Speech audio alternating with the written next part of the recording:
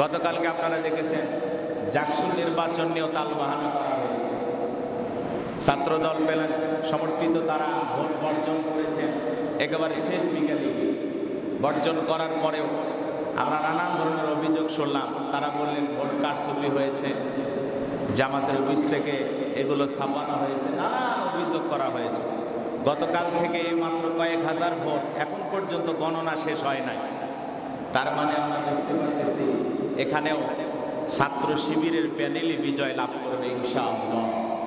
এভাবেই ইসলামপন্থীরা এগিয়ে যাবে। এর আগে ইসলামপন্থীদেরকে এই বিশ্ববিদ্যালয়গুলোতে কোল ঠাসা করে রাখা হয়েছিল। বিশ্ববিদ্যালয়গুলোতে তাদেরকে কোল ঠাসা করে রাখা হয়েছিল। আমরা আর দেখতে চাই না যে বিশ্ববিদ্যালয়ে অস্ত্রের ঝনঝনানি। আমরা চাই না গুপ্তচর ট্যাগ লাগাইয়া, শিবির ট্যাগ লাগাইয়া আব্রাহার ফাহাদের মতো আর কাউকে জীবন দিতে হবে, এমন দৃশ্য আমরা দেখতে চাই না।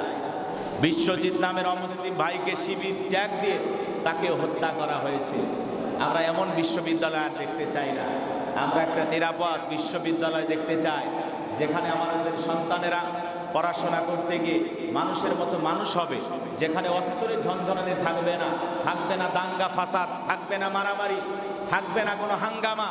সেখানে শিক্ষার চর্চা হবে, নৈতিকতা শিক্ষা দেওয়া হবে, আদর্শ মানুষ তৈরি করা হবে।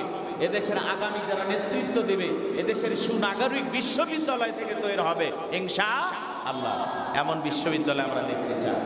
এজন্য ঢাকা বিশ্ববিদ্যালয়ে ছাত্র শিবিরের প্যানেল বিজয়ী হয়েছে। আমরা বিশ্বাস করি জাহাঙ্গীরনগর বিশ্ববিদ্যালয়েও ছাত্র শিবিরের প্যানেলই বিজয় লাভ করবে ইনশাআল্লাহ। এটা নিয়ে যত তালবাহানা করা হোক, যারা নির্বাচন ব্যবস্থাপনায় দায়িত্ব পালন করতেছেন তাদেরকে বলতে চাই, এত ভয় করলে হবে না।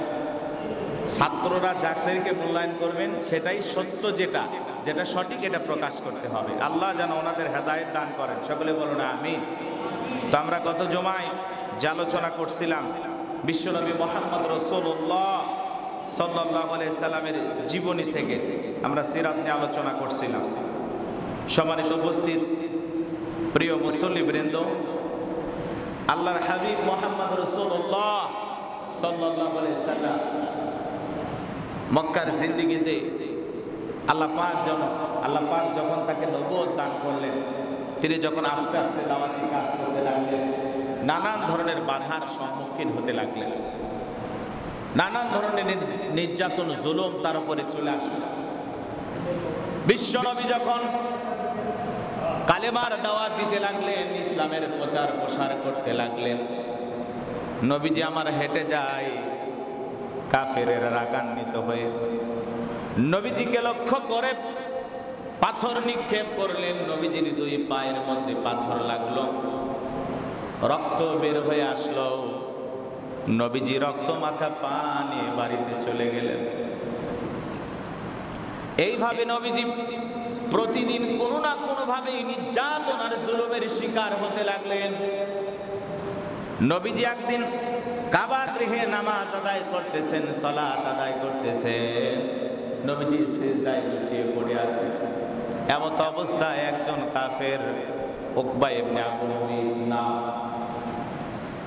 এর আগে সিদ্ধান্ত হয়েছে নবীজি যখন সিজদায় থাকবে, কে আসলো নারী ভরি, উঠের নারী ভরিগুলো চাপায়া দেবে। উকবা ইবনে আবু মুঈত পচা দুর্গন্ধ উঠের ভরিগুলো নিয়ে আসলো। উঠের ভরি নিয়ে আসেন, বিশ্ব নবী সিজদায় পড়ে আছেন, নবীজির মাথার উপরে রেখে দিলেন। কাফেররা মনে করলো উঠের ভরির চাপাতে নিঃশ্বাস বন্ধ হয়ে মুহাম্মদ মারা যাবে। আব্দুল্লাহ ইবনে মাসউদ বলেন, আমি চেয়ে চেয়ে দেখলাম কিছুই করার ছিল না। কিছুক্ষণ পরে ফাতেমা সংবাদ পেয়ে দৌড়ে চলে আসে। আসার পরে তাকায়া দেখেন রহমাতুল লিল আলামিন, পৃথিবীর শ্রেষ্ঠ মহামানব সিজদায় পড়ে আছেন, আর তার মাথার উপরে উঠের নারী ভরি চেপে দেওয়া হয়েছে। আল্লাহর পরে যেই মানুষটার সম্মান, যিনি বলেন শ্রেষ্ঠ মহামানব, কোনো অপরাধ নাই, কোনো অন্যায় করেন নাই, এক আল্লাহর দাওয়াত দেয়, কালেমার দাওয়াত দেয়, ইসলামের প্রচার প্রসার করে, এই অপরাধে নবীজি সিজদায় পড়ে আছেন, নবীর মাথার উপরে উঠে ভরি চেপে ধরা হয়েছে। হযরতে ফাতেমা আসলেন, ছোট্ট মানুষ, অনেক কষ্টে নবীজি মাথা থেকে উঠে ভরি সরায় ফেললেন। কানের ছিদ্র তুলে দিয়ে উঠে ভরি ঢুকে গেছে, দুর্গন্ধ পচা রক্তগুলো ঢুকে গেছে। ফাতেমা আস্তে আস্তে পরিষ্কার করে দিলেন। কিছুদিন অতিবাহিত হয়ে যাওয়ার পরে আবারও যখন বিশ্ব নবী কাবা গৃহে নামাজ আদায় করতেছেন, এই একই ব্যক্তি উকবা ইবনে আবু মুইত এসলেন, নবীজির গলায় কাপড় দিয়ে পেঁচিয়ে ধরলেন, নবীজিকে শ্বাসরোধ করে হত্যা করার চেষ্টা করতেছেন। দূর থেকে আবু বকর সিদ্দিক রাদিয়াল্লাহু তাআলা দেখতে পেয়ে দৌড়ে আসলেন, উকবা ইবনে আবু মুইতকে ধাক্কা দিয়ে সরায়া দিলেন, আর দিয়ে বলতেছেন, তোমাদের কি মায়া দয়া নাই? কেন তাকে আঘাত করতেছো? কালেমার দাওয়াতে ইসলামের প্রচার প্রসার করে, এই অপরাধে তাকে তোমরা হত্যা করতে চাও? চিন্তা করেন, নবীজি দাওয়াতি কাজ করতে গিয়ে কতটা নির্যাতন জুলুমের শিকার হয়েছে। কাফেররা চতুর্দিক দিয়া নবীজির উপর নির্যাতন জুলুম করার চেষ্টা করলেন। নবীজির চাচা আবু তালেবের কাছে সবাই মিলে প্রস্তাব দিলেন যে আপনার ভাতিজা যা শুরু করেছে তাকে আপনি থামান, না হলে কিন্তু অবস্থা ভালো হবে না। আবু তালেব তাদেরকে বোঝায়া ঠান্ডা মাথায় পরামর্শ দিয়ে সরায়া দিলেন। নবীজি দাওয়াতি কাজ চালু রাখলেন। নবীজি দিনের পর দিনে দাওয়াত দেয়। আল্লাহ রাব্বুল আলামিন বলেন, ইয়া আইয়ুহার রাসূল বাল্লিগ মা উনজিলা ইলাইকা মির রাব্বিক ওয়া ইল্লাম তাফআল ফামা বাল্লাগতা রিসালাতাহু ওয়াল্লাহু ইয়াসিমুকা মিনান নাস ওয়াল্লাহু ইয়াসিমুকা মিনান নাস ইন্নাল্লাহা লা ইয়াহদিল কওমাল কাফিরিন। আল্লাহ রাব্বুল আলামিন জানিয়ে দিলেন, হে রাসূল, যা কিছু তোমার রবের পক্ষ থেকে তোমার উপরে অবতীর্ণ করা হয়েছে তুমি তা মানুষের নিকট পৌঁছায়া দাও। আপনি তাবলীগ করুন। বাল্লিগ মা উনজিলা ইলাইকা মির রাব্বিক, আপনার রবের পক্ষ থেকে আপনার উপরে যা অবতীর্ণ করা হয়েছে তা আপনি প্রচার করুন, প্রসার করুন, আপনি দাওয়াতি কাজ করুন, আপনি তাবলীগ করুন। এরূপ যদি আপনি না করেন তাহলে আপনি রিসালাতের দায়িত্ব পালন করলেন না। নবী গো, আপনি যখন দাওয়াতি কাজ করতে যাবেন, সঠিকভাবে দাওয়াতি প্রচার প্রসার করতে যাবেন, আল্লাহু ইয়াসিমুকা মিনান নাস, মানুষের পক্ষ থেকে আপনার উপরে বাধা আসবে, কাফের কর্তৃক আপনার উপরে নির্যাতন জুলুম আসতে পারে। সমস্ত বাধা থেকে, সমস্ত কাফেরদের ষড়যন্ত্র থেকে, চক্রান্ত থেকে আমি আল্লাহ রাব্বুল আলামিন আপনাকে নিরাপত্তা দেব, আমি আল্লাহ আপনাকে রক্ষা করব। বলুন আল্লাহু আকবার। নবীজি দাওয়াতি কাজ চালু করতে লাগলেন। একজন কাফের কিছু হার নিয়ে এসে বলে, মুহাম্মদ, এই যে হারগুলো দেখা যায়, বলো তো এখান থেকে কিভাবে আবার পুনরায় সৃষ্টি করবে? নবীজি বললেন, হ্যাঁ, এই হার থেকে আবার পুনরায় সৃষ্টি করা সম্ভব।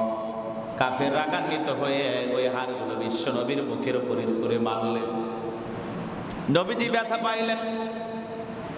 শুধু কি তা, এইভাবে নবীজি দাওয়াতি কাজ চালু করলেন। নবীজি যখন দাওয়াতি কাজ চালু রাখলেন, কাফের বেঈমানরা শত্রু হয়ে গেল, চতুর্দিকে নবীর শত্রু বেড়ে গেল। উতাইবা নামে নবীজির জামাই, আবু লাহাবের ছেলে উতবা আর উতাইবা, তারা দুই ভাই নবীজির জামাই ছিল। নবীজি দাওয়াতি কাজ করতেছেন, তার বাবার নামে সূরা নাজিল হয়েছে, এই জন্য রাগান্বিত হয়ে তারা যায় বিশ্ব নবীর জুব্বা টেনে ধরলেন, নবীজির জুব্বা ছিঁড়ে ফেলে দিলেন। উতাইবা বিশ্ব নবীর চাঁদ মুখের উপরে থুথু নিক্ষেপ করলেন। নবীজি মনে মনে বদদোয়া করলেন, আল্লাহ গো, এর উপরে যেন কুকুরকে তুমি বিজয়ী করো। সিরিয়াতে ব্যবসার উদ্দেশ্যে যখন উতাইবা চলে গেল, জঙ্গল থেকে একটা নেকড়ে বাঘ এসে তার ঘাড় মটকায় খেয়ে ফেলে দিল। তারা বুঝতে পেরেছিল নবীজির বদদোয়া কখনো বিফলে যাবে না। এইভাবে যখন চতুর্দিক দিয়ে ষড়যন্ত্র চলল, নবীজির উপরে নানামুখী ধরনের নির্যাতন জুলুম চলে আসলো। নবীজির পরে দাওয়াতি কাজ চালু রাখলেন, দাওয়াতি কাজ নবীজি করেই যান, কালেমার প্রচার প্রসার করেন। কাফের বেঈমানেরা সহ্য করলো না। হজের মৌসুম চলে আসলো, ওলীদ বিন মুগীরার বাড়িতে বৈঠক হলো, কিভাবে মুহাম্মাদের দাওয়াতি কাজকে বন্ধ করা যায়। সবাই মিলে সিদ্ধান্ত নিল কি করা যায়, কি করা যায়, কিভাবে মুহাম্মাদের দাওয়াতি কাজ বন্ধ করা যায়। কেউ বললেন আমরা মানুষের কাছে কি প্রচার করব, হজের মৌসুমে বিদেশিরা হজ করার জন্য আসবে, এ সময় যদি বিদেশিদের কাছে মুহাম্মদ দাওয়াত পৌঁছাইতে পারে তারা তো কালেমা গ্রহণ করবে, কিভাবে মুহাম্মাদের দাওয়াতকে বন্ধ করা যায়, কিভাবে মুহাম্মাদের দাওয়াতি কাজকে বন্ধ করা যায়। ইসলামের প্রচার প্রসার হোক, এই যুগেও যেমন কিছু মানুষ চায় না, সেই যুগেও কাফের বেঈমানরা চাইতো না। ইসলাম আমাদের উত্থান হবে, ইসলাম বিজয় লাভ করবে, এটা বেঈমানেরা সহ্য করতে পারে না। কথা বলে ঠিক কিনা?